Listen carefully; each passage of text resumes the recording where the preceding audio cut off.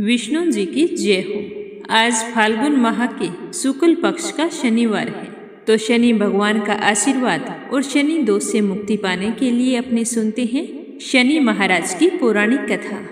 तो इस कथा को सभी भक्तजन श्रद्धा भाव से पूरा सुने और कथा शुरू करने से पहले कमेंट बॉक्स में शनि महाराज की जय हो जरूर लिखें। अगर आप पहली बार इस चैनल पर कथा सुन रहे हैं तो कंचन भक्ति सागर चैनल को सब्सक्राइब करके वीडियो को ज़्यादा से ज़्यादा शेयर करें, ताकि शनि देव की कृपा दृष्टि आप सब पर हमेशा बनी रहे।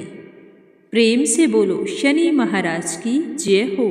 एक समय स्वर्ग लोक में सवाल उठा कि सबसे बड़ा कौन है, तो सारे देवता अपने आप को बड़ा बताने लगे। तो 9 ग्रहों में वाद विवाद शुरू हो गया। विवाद इतना बढ़ गया कि आपस में युद्ध की स्थिति बन गई। फिर सभी ने मिलकर फैसला किया कि अपने देवराज इंद्र के पास जाते हैं और उनसे पूछते हैं कि हम में से बड़ा कौन है। तो 9 ग्रहों के मन में यह बात जंच गई और वह देवराज इंद्र के पास पहुंच गए। वहां जाकर प्रणाम करके बोले कि हे देवराज, आपको हमारा फैसला करना है। तो देवराज इंद्र बोले कि ऐसी क्या बात हो गई है जो आज मुझे फैसला करना होगा। तो वे कहने लगे कि आप हमें बताओ कि हम सब में से बड़ा कौन है। तो देवताओं का प्रश्न सुनकर देवराज इंद्र तो उलझन में पड़ गए। सोचने लगे कि किसको बड़ा बताऊं और किसे छोटा बताऊं। तो इंद्र कहने लगे कि मैं इस प्रश्न का उत्तर देने में असमर्थ हूँ। तो देवता बोले कि हमारा फैसला तो आज आपको ही करना है। तो देवराज इंद्र ने कहा कि हम सभी मिलकर पृथ्वी लोक में उज्जैनी नगरी में राजा विक्रमादित्य के पास चलते हैं, वही बता सकते हैं कि तुम में से बड़ा कौन है। तो देवराज इंद्र सहित सारे देवता उज्जैनी नगरी पहुंच गए।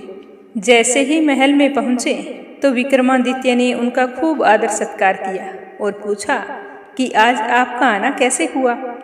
तो सारे देवताओं ने कहा कि हम एक सवाल लेकर आपके पास आए हैं। आज आपको बताना है कि हम सब में से बड़ा कौन है। तो देवताओं की बात सुनकर राजा विक्रमादित्य भी परेशान हो उठे, क्योंकि सभी देवी देवता अपनी अपनी जगह अपनी शक्तियों के कारण महान थे। किसी को छोटा या बड़ा कह देने से उनके क्रोध या प्रकोप से भयंकर हानि पहुंच सकती थी। तो राजा विक्रमादित्य सोचते सोचते उन्हें एक उपाय सूझा। तो उन्होंने विभिन्न धातुओं के सोने, चांदी, कांसा, तांबा, सीसा, रांगा, जस्ता, अब्रक व लोहे के 9 आसन बनवा लिए। धातुओं के गुणों के अनुसार सभी आसनों को सभी के पीछे रखवाकर उनसे कहा कि अपने अपने आसन ग्रहण करो। तो जैसे ही देवता अपने अपने आसनों पर बैठे तो राजा विक्रमादित्य ने कहा कि आपका निर्णय तो स्वयं हो गया है। जो सबसे पहले सिंहासन पर विराजमान है वही सबसे बड़ा है। तो राजा विक्रमादित्य के निर्णय को सुनकर शनि देवता ने सबसे पीछे आसन पर बैठने के कारण अपने आप को छोटा जानकर क्रोधित हो गए और राजा से कहने लगे कि राजा विक्रमादित्य, तुमने मुझे पीछे बैठाकर मेरा अपमान किया है। तुम मेरी शक्तियों से परिचित नहीं हो। मैं तुम्हारा सर्वनाश कर दूंगा।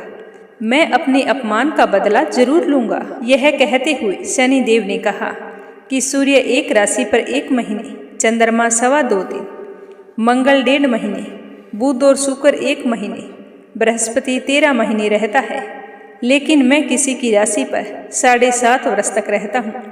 बड़े बड़े देवताओं को मैंने अपने प्रकोप से पीड़ित किया है। राम को भी 7.5 के कारण ही वन में जाकर रहना पड़ा था और रावण को 7.5 के कारण ही युद्ध में मृत्यु का शिकार बनना पड़ा। अब तुम भी मेरे प्रकोप से बच नहीं सकता।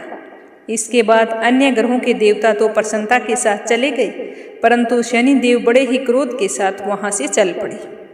राजा विक्रमादित्य पहले की तरह ही न्याय करते रहे। उनके राज्य में सारे स्त्री पुरुष बड़े ही आनंद से जीवन यापन कर रहे थे। ऐसे ही हंसी खुशी दिन बीत रहे थे। राजा विक्रमादित्य सब कुछ भूल चुके थे, लेकिन शनि देव अपने अपमान को नहीं भूले थे। विक्रमादित्य से बदला लेने के लिए एक दिन शनि देव ने घोड़े के व्यापारी का रूप धारण किया और बहुत से घोड़ों के साथ उज्जैनी नगरी पहुंच गए। जब राजा विक्रमादित्य ने राज्य में किसी घोड़े के व्यापारी के आने का समाचार सुना तो वे अपने अश्वपाल को कुछ घोड़े खरीद लाने के लिए वहां पर भेज दिया। घोड़े बहुत कीमती थे आसवपाल ने वापिस आकर राजा को इसके बारे में बताया तो राजा विक्रमादित्य ने स्वयं जाकर एक सुंदर व शक्तिशाली घोड़े को पसंद किया। घोड़े की चाल देखने के लिए राजा जैसे ही उस पर सवार हुए तो वह घोड़ा बिजली की गति से दौड़ पड़ा और तेजी से दौड़ता हुआ राजा को एक दूर घने जंगल में ले गया और घने जंगल में राजा को गिराकर घोड़ा वहां से गायब हो गया। राजा अपने नगर को लौटने के लिए जंगल में भटकने लगे, लेकिन उन्हें लौटने का कोई रास्ता नजर नहीं आ रहा था। राजा को भूख प्यास लग गई। घूमते घूमते उन्हें एक ग्वालिया मिला तो राजा ने उसे पानी मांगा। पानी पीकर राजा ने उस चरवाहे को अपनी अंगूठी दे दी। फिर उसे रास्ता पूछकर जंगल से बाहर निकलकर पासी के नगर में पहुंच गए। नगर में पहुंचते ही सबसे पहले एक सेठ की दुकान थी। वहां पर बैठकर कुछ देर आराम किया। उस सेठ ने राजा से बातचीत की तो राजा ने उसे बताया कि मैं उज्जैनी नगरी से आया हूँ। राजा के कुछ देर दुकान पर बैठने से सेठ जी की खूब बिक्री हुई तो सेठ जी सोचने लगा कि राजा तो बहुत भाग्यवान है। यह सोचकर वह बहुत ही खुश हुआ और राजा को अपने घर भोजन के लिए ले गया। सेठ के घर जाकर राजा जैसे ही भोजन कर रहा था तो उसी कमरे में एक सोने का हार खूंटी पर लटका हुआ था। राजा को उस कमरे में छोड़कर सेठ कुछ देर के लिए बाहर चला गया। तभी एक आश्चर्यजनक घटना घटी। राजा के देखते ही देखते सोने के उस हार को खूंटी निगल गई तो राजा यह देखकर बहुत ही हैरान था। थोड़ी देर बाद में सेठ जी कमरे में लौट कर आया तो हार को गायब देखा तो सोचने लगा कि इसी आदमी ने हमारे हार को चुराया है, क्योंकि उस समय कमरे में और कोई नहीं था। तो सेठ ने अपने नौकरों से कहा कि इस परदेसी को रस्सियों से बांधकर नगर के राजा के पास ले चलो। तो सेठ के नौकर उसे बांधकर राजा के पास ले गए। राजा ने विक्रमादित्य से हार के बारे में पूछा तो विक्रमादित्य ने कहा कि मेरे देखते ही देखते खूंटी हार निगल गई। तो ऐसी बात सुनकर राजा को गुस्सा आ गया कि बिना हुई बात करते हुए तुम्हें शर्म नहीं आती। तो इस तरह राजा ने विक्रमादित्य के हाथ पांव काटने के आदेश दे दिए।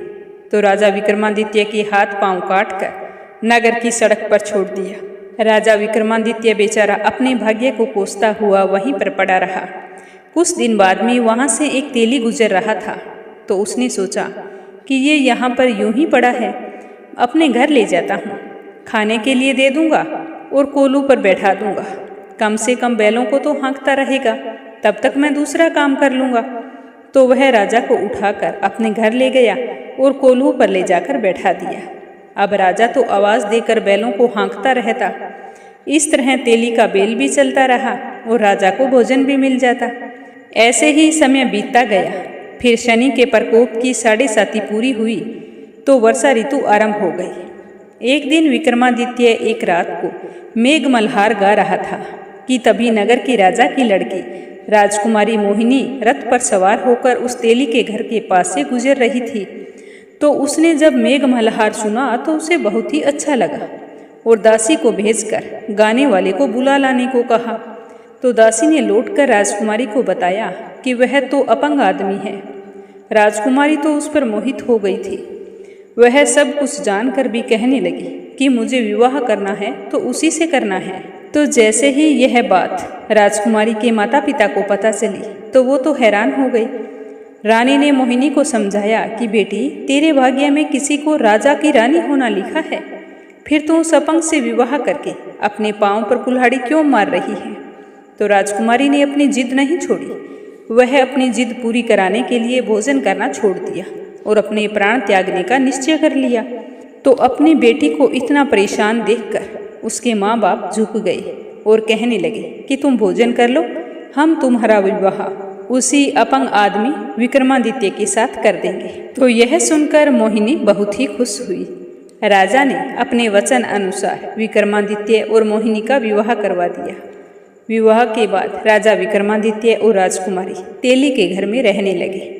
उसी रात सपने में शनि देव ने राजा से कहा कि राजा, तुमने मेरा प्रकोप देख लिया, मैंने तुम्हें मेरे अपमान का दंड दिया है।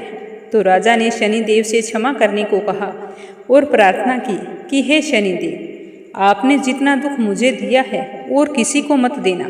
तो शनि देव ने कुछ सोच कर कहा कि राजा, मैं तुम्हारी प्रार्थना स्वीकार करता हूँ। जो कोई स्त्री पुरुष मेरी पूजा करेगा, शनिवार को व्रत करके मेरी व्रत कथा सुनेगा, उस पर मेरी अनुकंपा हमेशा बनी रहेगी। तो प्रातःकाल राजा विक्रमादित्य की नींद खुली तो अपने हाथ पांव सही सलामत देखकर बहुत ही खुशी हुई और उन्होंने मन ही मन शनिदेव को प्रणाम किया। तो राजकुमारी की आंख खुली तो वो देखने लगी कि राजा के हाथ पांव सही सलामत है। तो वो तो हैरान हो गई और कहने लगी कि स्वामी, यह सब कुछ कैसे हुआ? कल तक तो आपके हाथ पांव नहीं थे और ये चमत्कार कैसे हो गया? तो राजा विक्रमादित्य ने अपना परिचय देते हुए शनि देव के प्रकोप की सारी कहानी मोहिनी को कह सुनाई। जब इस बात का पता सेठ को चला तो वह तो दौड़ता हुआ तेली के घर पहुंचा और राजा के चरणों में गिरकर क्षमा मांगने लगा। राजा ने उसे क्षमा कर दिया क्योंकि यह तो शनि देव के प्रकोप के कारण हुआ था। तो सेठ राजा को अपने घर ले गया और उसे भोजन करवाने लगा। तो जैसे ही राजा भोजन करने लगा तो उसी समय वहाँ पर एक आश्चर्यजनक घटना घटी। सबके देखते ही देखते उस खूंटी ने हार उगल दिया। तो सेठ जी यह देखकर बहुत ही हैरान और आश्चर्यचकित था। तो हाथ जोड़कर कहने लगा कि राजा, मुझसे गलती हो गई, अब मैं मेरी बेटी का विवाह आपके साथ करना चाहता हूँ। तो राजा ने हाँ कर दी। तो सेठ जी ने अपनी बेटी का विवाह भी राजा विक्रमादित्य के साथ कर दिया और बहुत सारे सोने आभूषण धन आदि देकर राजा को विदा किया। फिर राजा विक्रमादित्य राजकुमारी मोहिनी और सेठ की बेटी के साथ उज्जैनी पहुँचे। तो नगरवासियों ने हर्ष से उनका स्वागत किया और राजा को वापस पाकर बहुत ही खुश हुए। अगले दिन राजा विक्रमादित्य ने पूरे राज्य में घोषणा करवाई कि शनि देव सब देवों में सर्वश्रेष्ठ है। प्रत्येक स्त्री पुरुष शनिवार को उनका व्रत करें और व्रत कथा अवश्य सुनें। तो राजा विक्रमादित्य की घोषणा से शनिदेव बहुत ही प्रसन्न हुए और उस नगर के सारे लोग अपने राजा की आज्ञा अनुसार शनिदेव के व्रत और पूजा पाठ करने लगे। तो शनिदेव की कृपा से सभी लोगों की मनोकामनाएं पूरी होने लगी और सारे लोग आनंद पूर्वक रहने लगे। इस कथा को शनिवार के दिन व्रत रखकर अवश्य सुनना चाहिए। इससे शनिदेव का प्रकोप कम होकर जीवन में सुख सौभाग्य और अन्न धन का वास होता है। कथा समाप्त होते ही कमेंट बॉक्स में जय हो शनि देव की अवश्य लिखें। अगर आपको कंचन भक्ति सागर चैनल पर कथाएं सुनना अच्छा लगता है तो इस चैनल को सब्सक्राइब जरूर करें और वीडियो को ज़्यादा से ज़्यादा शेयर करें। आप सभी का बहुत बहुत धन्यवाद।